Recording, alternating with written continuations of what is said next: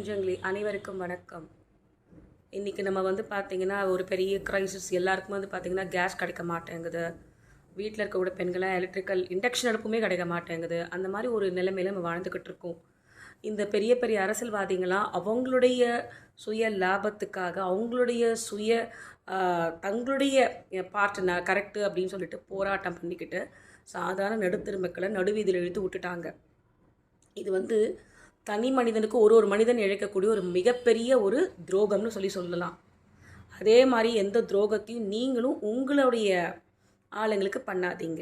ஏன்னா இன்னும் கொஞ்சம் நாளில் பார்த்தீங்கன்னா எலெக்ஷன் வரப்போகுது. நிறைய பேர் பார்த்தீங்கன்னா என்னம்மா யாருக்கு ஓட்டு போடுறோம், நாங்கள் பரம்பரை இவங்களுக்கு தான் போடுவோம், நாங்கள் இத்தனை வருஷமாக இவங்களுக்கு தான் போடுறோம். நமக்கு என்ன ஆயிடுச்சு அப்படின்னாக்கா தப்பை கூட சகிச்சிக்கக்கூடிய ஒரு மனப்பக்குவத்துக்கு நம்மலாம் வந்தாச்சு.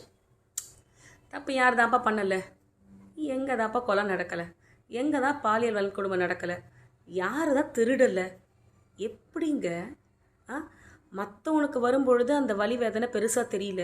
ஆனால் அந்த வலி வேதனை நம்ம வீட்டுக்கு வரும்பொழுதோ, நம்ம பெண் குழந்தைகளுக்கு வரும்போதோ, நம்ம வீட்டு சிறார்களுக்கு சின்ன குழந்தைங்களுக்கு வரும்பொழுதோ, இல்லை அந்த அரசியல்வாதிகளால் நமக்கு ஏதாவது பாதிப்பு வரும்பொழுதோ, அப்போ ஐயோ நமக்கு பேச யாரும் இல்லையே நம்ம ஏங்குவோம் இல்லைங்களா?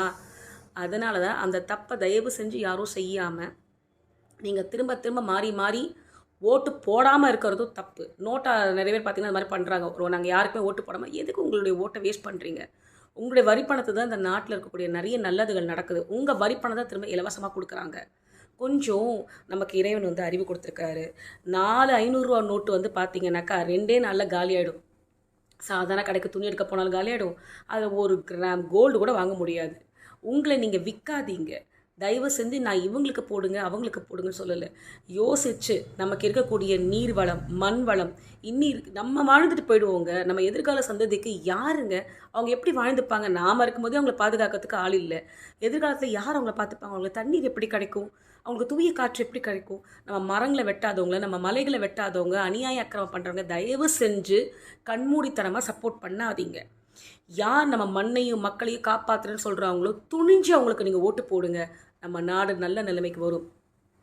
தவறை சகிச்சுக்கிட்டு போகாதீங்க, நியாயப்படுத்திக்காதீங்க. நமக்குன்னு ஒரு வாழ்க்கை இருக்குது. நேர்மைன்னு ஒரு பண்பு நம்ம தமிழக மக்கள் எல்லாருக்கும் இருக்குது. அந்த பண்பு படி உங்கள் மனசாட்சிப்படி நடந்துக்கோங்க. நன்றி, வணக்கம்.